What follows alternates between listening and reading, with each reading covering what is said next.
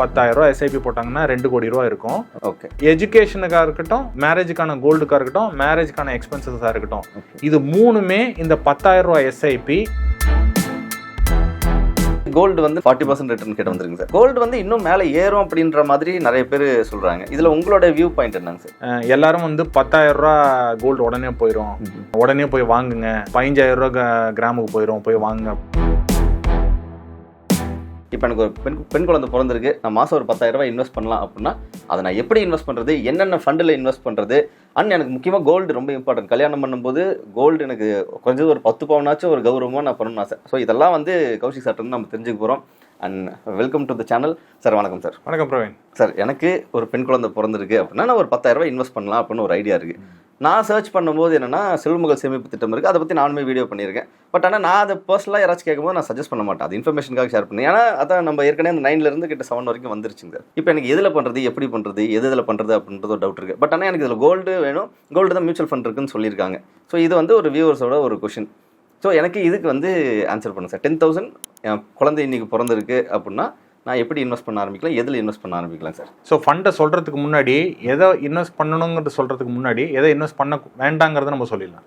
இப்போ நீங்கள் சொன்ன செல்வமகள் திட்டமோ இல்லை வேற வந்து ஒரு பேங்க் ஆர்டிஓ, இதெல்லாம் வந்து ரொம்ப ஒரு பாப்புலரான ஒரு விஷயமா எல்லாரும் நினச்சிக்கிட்டு இருக்காங்க. அது எதனால அப்படின்னு சொன்னால், அந்த செல்வமகள் திட்டம் வந்து எக்ஸ்க்ளூசிவ்லி ஃபார் கேர்ள் சில்ட்ரன்ங்கிறத கவர்மெண்ட் கொண்டு வந்தாங்க, சென்ட்ரல் கவர்மெண்ட் கொண்டு வந்தாங்க. அதை வச்சு அவங்க எல்லாருமே இன்வெஸ்ட் பண்ணிக்கிட்டு இருக்காங்க. பட் அதை லான்ச் பண்ணும்பொழுது 9.1% இன்ட்ரெஸ்ட் கொடுத்துட்டு இருந்தாங்க. இப்போ வருஷம் இன்ட்ரெஸ்ட் ரேட் குறைஞ்சு இப்போ கடைசியாக வந்திருக்கிற இன்ட்ரெஸ்ட் ரேட் 7.5 என்னமோ அது கீழே கிட்டத்தட்ட வந்துருச்சு. ஸோ இன்ட்ரெஸ்ட் ரேட் நம்ம இன்னும் இந்தியாவில் இன்ட்ரெஸ்ட் ரேட் என்விரான்மெண்ட் கீழே போகக்கூடிய ஒரு சூழ்நிலை இருக்கிறதுனால கோயிங் ஃபார்வர்ட் அது 6%க்கும் போகலாம், 6.5%க்கும் போகலாம். ஸோ நீங்கள் வந்து உங்களுடைய ரிட்டர்ன்ஸ் வந்து ஒரு 10%க்கு மேல நீங்க இன்வெஸ்ட் பண்ணக்கூடிய பணம் வருஷத்துக்கு 10%க்கு மேல ரிட்டர்ன் கொடுத்தா மட்டும்தான் அது இன்ஃபிளேஷனை பீட் பண்ணும். இன்ஃபிளேஷன் டேட்டா வந்து 6-7% இருக்கலாம், பட் ஆனா 10%க்கு குறைவா உங்களுக்கு ரிட்டர்ன்ஸ் கொடுத்துருச்சு அப்படின்னு சொன்னா that means your money is getting eroded, your wealth is getting eroded. So your investment should give more than 10%. So நீங்க கேட்ட கேள்விக்கு ஸ்ட்ரைட்டா வருவோம். ஒரு 10,000 rupees SIP-ய இப்பதான் உங்களுக்கு பிறந்திருக்க கேர்ள் சைல்டு ஒரு 25 வயசு வரைக்கும் அவங்களுடைய செலவினங்கள் ஹையர் எஜுகேஷன்ல ஸ்டார்ட் பண்ணிட்டு அவங்க மேரேஜுக்கு கோல்டு வாங்குறதுலேருந்து மேரேஜ் பண்ற வரைக்கும் இந்த போர்ட்ஃபோலியோலேருந்து அவங்க பணம் எடுக்கணும் அப்படின்னு சொன்னா அதை எந்த மாதிரி ஸ்ட்ரக்சர் பண்ணலான்ட்டு நம்ம பார்க்கலாம். முக்கியமாக எனக்கு 2 கோல் தான். ஒன்று வந்து காலேஜ் ஃபீஸ் வந்து நான் இன்னைக்கு போடுற எஸ்ஐபி வச்சு, நான் இன்னைக்கு போடுற முதலீடை வச்சு நான் வந்து இந்த காலேஜ் ஃபீஸையும் நான் கவர் பண்ணிக்கணும் ஃபுல்லாக. அதுக்கப்புறம் அது ஒரு 18 வயசுல அவங்க காலேஜ் போகிறாங்கன்னு வச்சுக்கலாம் சார். ஸோ எனக்கு இதுக்கு வந்து ஒரு பிளான் சொல்லுங்கள். கோல்டுக்கு வந்து நான் அப்புறம் ஒரு சில டவுட்ஸ்லாம் இருக்குது, நான் அதோட கோல்டு பின்னாடி லாஸ்ட்டில் கேட்குறேன் சார். ஓகே, நீங்கள் சொன்ன மாதிரி கோல்டை நம்ம தனியாக பார்க்க வேண்டியதில்லை. இந்த 10,000க்குள்ளேயே கோல்டையும் நம்ம கொண்டு வந்துடலாம். இல்லைனா வந்து இப்போ ஒருத்தர் வந்து 10,000க்கு அதிகமாக அவங்களுடைய அவுட்ஃப்ளோ இருக்குங்கிறதுனால இந்த 10,000க்குள்ளேயே நம்ம கொண்டு வந்துட்டோம் அப்படின்னு சொன்னால் 10%க்கு மேலே ரிட்டர்ன் வரணும் அப்படிங்கிறது நம்மளுடைய அப்ஜெக்டிவாக இருக்கு. ஸோ அப்படி இருக்கக்கூடிய சூழ்நிலையில் 10 இயர் ஆவரேஜ் ரிட்டர்ன் இப்போ நம்ம வந்து ஒரு அக்ரெசிவான ஈக்விட்டி ஃபண்ட்ஸில் நம்ம போனோம்னா 10 இயர் ஆவரேஜ் ரிட்டர்ன் இந்த மாதிரி செக்மெண்ட்ல நம்ம போகக்கூடிய செக்மெண்ட்ல 15%க்கு மேலே இருக்கு. கோல்டு வந்து லாங் டேர்ம் ஆவரேஜ்ல ஒரு 10 வருஷத்துக்கு மேலே இருக்கக்கூடிய பீரியட்ல பார்த்தோம்னா 8 to 9% ஆவரேஜாக கொடுக்குது. ஸோ கம்பைண்டா ஒரு 10,000 ரூபாயில் 80% ஈக்விட்டி ஃபண்ட்ஸ்லையும் 20% கோல்டையும் நம்ம அலோகேட் பண்ணோம் அப்படின்னு சொன்னால் 8,000 ரூபா ஈக்விட்டி ஃபண்ட்ஸுக்கு போகும், 2,000 ரூபா கோல்டுக்கு போகும். ஸோ இதோட ஓவரால் போர்ட்ஃபோலியோ ரிட்டர்ன்ஸ் கிட்டத்தட்ட ஒரு 13% நமக்கு அவுட்கமாக நமக்கு கிடைக்கும். பரவாயில்லைங்க சார். ஏன்னா 12% ஆவரேஜ் சொல்லும்போது 1% எக்ஸ்ட்ராவே நமக்கு கிடைக்குதுங்க சார். ஓகே. ஸோ இதில் வந்து பார்த்தீங்கன்னா ஒரு ஃப்ளெக்ஸி கேப் ஃபண்டு, ஒரு மிட் கேப் ஃபண்டு, ஒரு small cap fund. Large cap ஃபண்டுக்கு தேவையில்லை, ஏன்னா லாங் டேர்மில் போகும்பொழுது இந்த செக்மெண்ட்ஸ் வந்து டெஃபினட்டாக ரிட்டர்ன்ஸ் வந்து நமக்கு நல்லா டெலிவர் பண்ணும். ஸோ இந்த 3 ஃபண்டுலேயும் ஒரு 8,000, ஒரு நிஃப்டி பீஸ் இடிஎஃப்ல ஒரு 2,000 rupees. 10,000 ரூபா நம்ம மொத்தமாக எஸ்ஐபி நம்ம போயிட்டே இருக்கும். 18 வயசுல அந்த பெண் குழந்தைக்கு ஹையர் எஜுகேஷனுக்கான ரெக்குயர்மெண்ட் வரும். இன்னி தேதியிலேருந்து 18வது வயசுல கிட்டத்தட்ட 80 லட்ச ரூபா அவங்களுக்கு ஃபண்டு வேல்யூ இருக்கும். அந்த 80 லட்ச ரூபாலேருந்து அவங்க காலேஜுக்கு தேவையான 3 வருஷமோ 4 வருஷமோ அங்கே எவ்வளோ நாள் காலேஜ் படிக்கிறாங்களோ அந்த காலேஜுக்கு தேவையான பணத்தை அவங்க விட்ரா பண்ணிக்க முடியும். ஸோ இன்னி தேதியில் ஒரு காலேஜ் எஜுகேஷனுக்கு ஒரு 10லேருந்து 15 லட்ச ரூபா செலவாகுதுன்னு வச்சுக்கோமே. நம்ம 4 வருஷத்துக்கு நீங்கள் தாராளமாக இருதுங்க. இன்னிலேருந்து 18 வருஷம் கழிச்சு அதை இன்ஃப்ளேஷனை நம்ம கணக்கு பண்ணி பார்த்தோம் அப்படின்னு சொன்னால் கிட்டத்தட்ட 20லேருந்து 25-30 லட்சம் கூட எக்ஸ்டெண்ட் ஆகலாம். ஓகே. அதுலேருந்து கிட்டத்தட்ட இவங்களுக்கு தேவையான 20-25 லட்ச ரூபாயை ஃபேஸ்ட் மேனர்ல அவங்க வித்ட்ரா பண்ணிக்கலாம். சார் ஃபேஸ்ட் மேனர்னா ஸோ 18வது வயசுல அன்னைக்கே அவங்க எடுக்க போறது இல்லை. ஃபர்ஸ்ட் இயருக்கு உண்டான ஃபீஸ் எடுக்க போறாங்க. ஓகே. 19வது வயசு வரும்பொழுது அன்னைக்கு அந்த வருஷத்துக்கான ஃபீஸ் எடுக்க போறாங்க. அந்த மாதிரி அவங்க வித்ட்ரா பண்ண போறாங்க. நம்ம SWP மாதிரி மாசம் தேவையில்லை, அவசியம் இல்லை. இது வந்து ஆட் ஹாக்கா எப்போ அவங்களுக்கு தேவையோ அந்த சமயத்துல மட்டும் இந்த பணத்தை அவங்க வித்ட்ரா பண்ணிக்கலாம். ஓகே. ஓகே. ஸோ இதை அவங்க வந்து காலேஜ் எஜுகேஷனுக்கு முடியும் பொழுது அவங்க வித்ட்ரா பண்ணிக்கலாம். ஓகே. காலேஜ் எஜுகேஷன் முடிஞ்ச உடனே அவங்க மேரேஜுக்கு ரெடி ஆகும் பொழுது கோல்டுக்கு உண்டான போர்ஷனை கோல்டுலேருந்து அவங்க வித்ட்ரா பண்ணிக்கலாம். ஓகே. ஓகேங்க சார். 10,000 ரூபாய் எஸ்ஐபி போட்டுட்டே வந்தா 18வது வயசுல 80 லட்ச ரூபா ஃபண்ட் வேல்யூ இருக்கும். ஓகேங்க சார். 25வது வயசுல பார்த்தோம்னா கிட்டத்தட்ட 2 கோடி ரூபா ஃபண்ட் வேல்யூ இருக்கும். நடுவில் எடுக்காம இருந்தா ஓவராலா நம்ம சொல்ல போனோம் அப்படின்னு சொன்னா 18வது வயசுலேருந்து 22வது வயசு வரைக்கும் அல்ல 21வது வயசு வரைக்கும் அவங்க காலேஜ் எஜுகேஷனுக்கு உண்டான பணத்தை ஃபுல்லா எடுத்துடலாம். அதை தவிர கோல்டுக்குன்ட்டு இன்னி தேதிக்கு வந்து ஒரு கோல்டு வாங்குறாங்கன்னு வச்சுக்கோமே, எத்தனை சவரன் அவங்க வாங்குவாங்க நீங்க நினைக்கிறீங்க? ஸோ ஒரு 10 சவரன் வச்சுக்கலாம் சார். ஸோ 80 கிராம்ஸ் வச்சுங்க. 80 கிராம்ஸ் இன்னைக்கு நீங்க எடுத்துக்கிட்டோம்னா கிட்டத்தட்ட ஒரு 7 லட்ச ரூபா உங்களுக்கு ஆகுது. ஆமாங்க சார். இங்கேருந்து ஒரு 20 வருஷம் 25 வருஷம் கழிச்சு பார்த்தோம்னா இதை ஒரு 9% நம்ம வச்சுக்கிட்டோம்னா டபுள் இல்லை, இங்கேருந்து 3 மடங்கு நீங்க வச்சுக்கணும், 3-4 மடங்கு கூட நீங்க வச்சுக்கணும். சரி. ஓகே. ஸோ அப்போ கிட்டத்தட்ட நீங்க பாத்தீங்கன்னா 25லேருந்து 30 லட்ச ரூபா ஆகும். ஸோ அவங்க 22வது வயசுல ஒரு 25லேருந்து 30 லட்ச ரூபா கோல்டுக்குன்னு அவங்க கோல்டு பீஸ்லேருந்து அவங்க ரெடி பண்ணிட்டு அதை கோல்டா அவங்க மாத்திக்கலாம். இன்னைக்கு மேரேஜ் பண்றாங்கன்னா என்ன ஒரு அமௌண்ட் ஆகுங்கிறது நீங்க சொல்லுங்களேன். ஒரு 20 லேக். இங்கேருந்து 18 வருஷம் கழிச்சு பார்க்கும்பொழுது அது கிட்டத்தட்ட 70 to 80 lakhs ஆகும். ஓகேங்க சார். இப்போ மொத்தமா 2 கோடி ரூபா அவங்களுக்கு 25வது வயசுல 10,000 ரூபா எஸ்ஐபி போட்டாங்கன்னா 2 கோடி ரூபா இருக்கும். எஜுகேஷனுக்காக 18வது வயசுல இருந்து கிட்டத்தட்ட ஒரு 25லேருந்து 30 லட்சம், கோல்டுக்காக ஒரு 25லேருந்து ஒரு 30 லட்சம், மேரேஜுக்காக கிட்டத்தட்ட ஒரு 80 லட்சம். டோட்டலா ஒரு 1 crore to 1 crore 40 lakhs அவங்க வித்ட்ரா பண்ணியிருப்பாங்க. அவங்களுடைய அன்டிஸ்டர்ப்டு வேல்யூ, இந்த எதுவுமே டிஸ்டர்ப் பண்ணாம இருந்தா 2 கோடி இருக்கும். பட் 18வது வயசுல இருந்து வித்ட்ரா பண்றதுனால அவங்களுடைய டோட்டல் growth-உம் 1.4 crores-கா 1.5 crores-கா ரெஸ்ட்ரிக்ட் ஆயிருக்கும். ஓகே. எஜுகேஷனுக்கா இருக்கட்டும், கோல்டுக்கா இருக்கட்டும், மேரேஜுக்கான கோல்டுக்கா இருக்கட்டும், மேரேஜுக்கான எக்ஸ்பென்சஸா இருக்கட்டும், இது மூணுமே இந்த 10,000 ரூபாய் எஸ்ஐபி இந்த 4 செக்மெண்ட்ல ஒரு ஃப்ளெக்ஸி கேப்பு, ஒரு மிட் கேப்பு, ஒரு ஸ்மால் கேப்பு, ஒரு 20% இன்டு கோல்டு பீஸ். ஓகே. இதுல கோல்டு இடிஎஃப்ல பண்ணிட்டாங்கன்னா இது எல்லாமே இதுவே போதுமானதா இருக்கும் அப்படிங்கறத நான் பிளேஸ் பண்றேன். Okay sir. சார் எனக்கு ஒரு சின்ன டவுட் என்னன்னா, இப்போ ஸ்டில் நம்ம இப்போ காலேஜ் டைம்ல நம்ம வந்து 25 லட்சம் எடுத்தாலுமே அந்த எஸ்ஐபி நம்ம கண்டினியூ பண்ணிக்கிட்டே இருக்கிற மாதிரி இருக்குமா சார்? எஸ்ஐபி கண்டினியூவா நீங்க வந்து 10,000 ரூபாய் எஸ்ஐபி தொடர்ந்து நீங்க 25 வயசு வரைக்கும் நீங்க கண்டினியூ பண்ணணும். அது வந்து ஒரு சேலஞ்சா இருக்காதுன்னு நான் நினைக்கிறேன். நம்ம எப்படி இன்ஃபிளேஷன் அட்ஜஸ்டட் இன்னைக்கு வந்து மேரேஜுக்கு 20 லட்சம்னா 25 வருஷம் கழிச்சு 80 லட்சம் நம்ம கால்குலேட் பண்றோமோ, இன்னைக்கு 10,000 ரூபாய் பெரிய அமௌண்ட்டா இருக்கலாம். இங்கேருந்து ஒரு 5 வருஷம் 10 வருஷம் 15 வருஷம் கழிச்சு இந்த 10,000 ரூபாங்கிறது ஒரு பெரிய அமௌண்ட்டா அவங்களுக்கு ஒரு பர்டனா இருக்காது. இன்ஃபேக்ட் அவங்க அதிகமாவே பண்ணலாம். பட் கால்குலேஷன் சேக்கு இந்த 10,000 ரூபாய் எஸ்ஐபியை வச்சு ஒரு பெண் குழந்தைக்கான அவங்களுக்கு உண்டான எல்லா எக்ஸ்பென்சஸையும் அவங்க டேக் கேர் பண்ணிக்க முடியும் அப்படிங்கிறது தான் இந்த வீடியோவோட கிராக்ஸ். ஐ திங்க் நம்ம இதுல ஸ்டெப் அப் கூட நம்ம பண்ணல. ஸ்டெப் அப் கூட பண்ணல.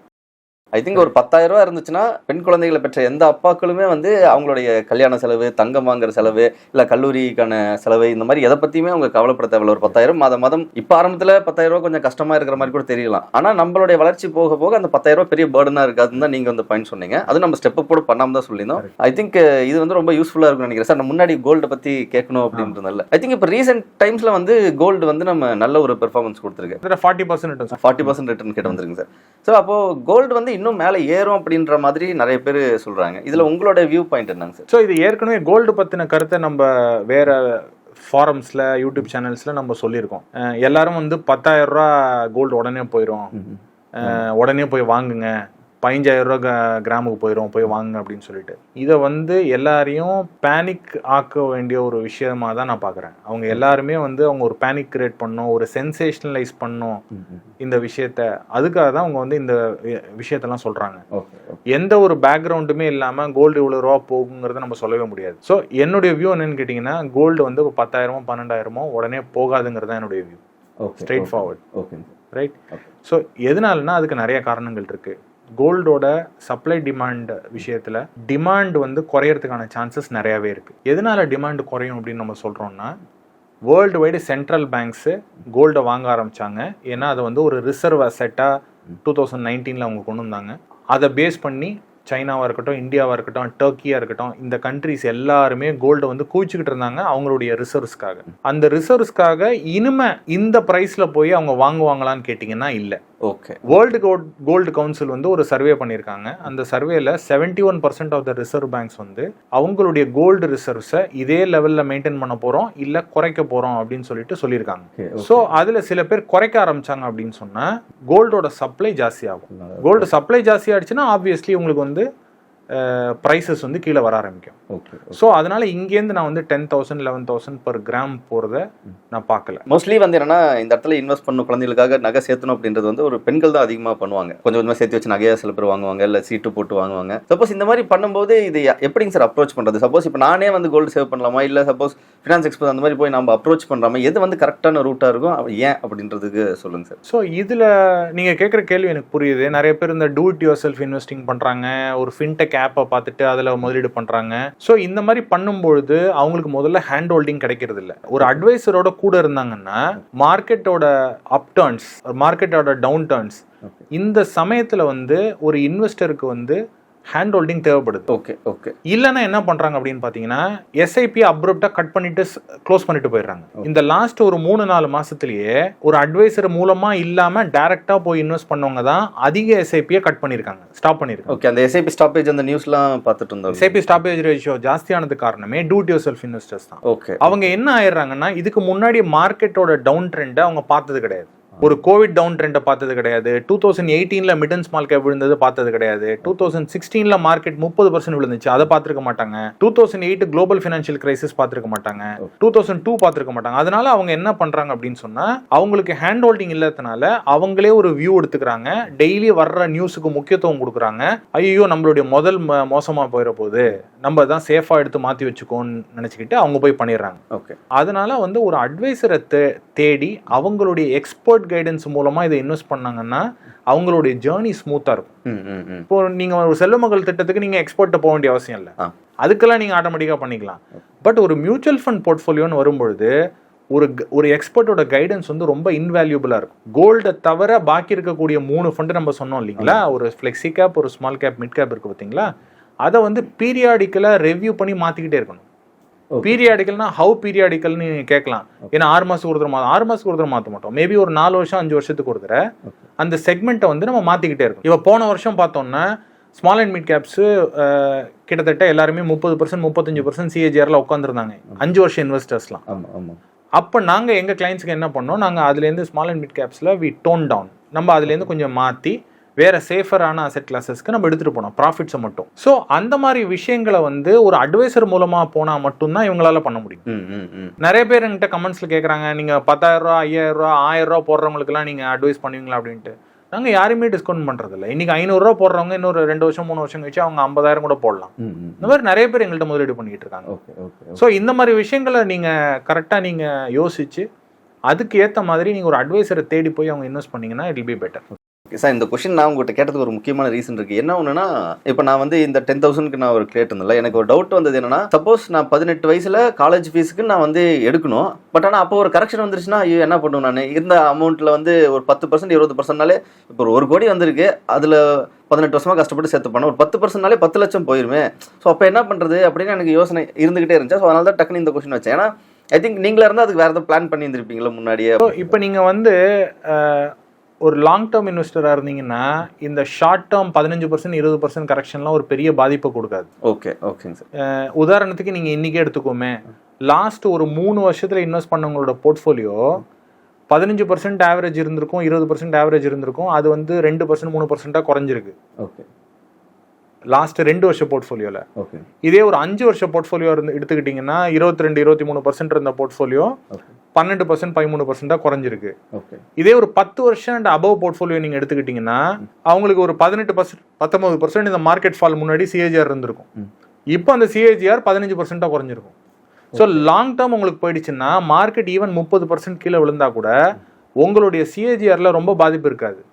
பிளஸ் இந்த எக்ஸாம்பிள், இந்த particular girl child education and marriage எக்ஸாம்பிள்ல நம்ம டிஸ்கஸ் பண்ணக்கூடிய ரிட்டர்ன்ஸ் வந்து 13% தான் சிஏஜிஆர். அதுல வந்து பெரிய மாற்றம் வந்துராது. Okay okay. ஒரு அட்வைசர் மூலமா போகும்பொழுது அவங்க வந்து ப்ரொடெக்ஷன் ஆஃப் கேபிட்டல் மட்டும் முக்கியம் இல்லை, protection of profits also is important. அதை வந்து எப்பெல்லாம் ஒரு அபரிமிதமான ப்ராஃபிட்ஸ் போகுதோ அந்த சமயத்துல அந்த போர்ஷனை மட்டும் எடுத்து வேற செக்மெண்ட்டை சேஃபான செக்மெண்ட்ல மாற்றி வைக்கிறதுங்கிறது ஒரு அட்வைசரோட கைடன்ஸில் பண்ண முடியும்.